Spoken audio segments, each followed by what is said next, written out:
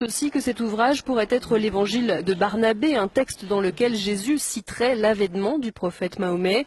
Quoi qu'il en soit, le manuscrit a été placé sous haute protection. Il serait estimé à plus de 17 millions d'euros.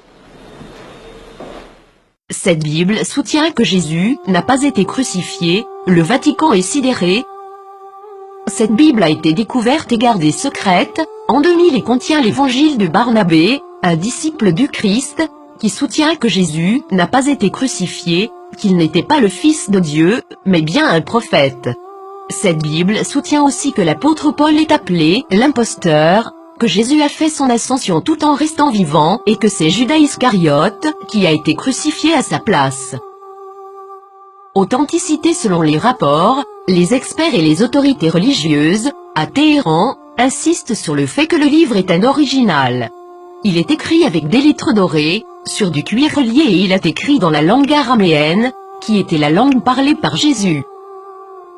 Le texte principal maintient une vision similaire à celle de l'islam, contredisant les enseignements du Nouveau Testament de la chrétienté. Jésus a aussi prédit la venue du prophète Mahomet, qui a fondé l'islam, 700 ans plus tard. Plusieurs croient que, durant le concile de Nicée, l'Église catholique a choisi la forme qu'aurait la Bible, omettant l'évangile de Barnabé, parmi d'autres, et favorisant les 4 évangiles que nous connaissons aujourd'hui.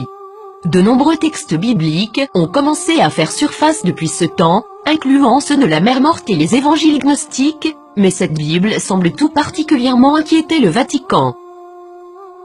Qu'est-ce que cela signifie pour les religions chrétiennes et ses adeptes? Quelque chose d'inconfortable.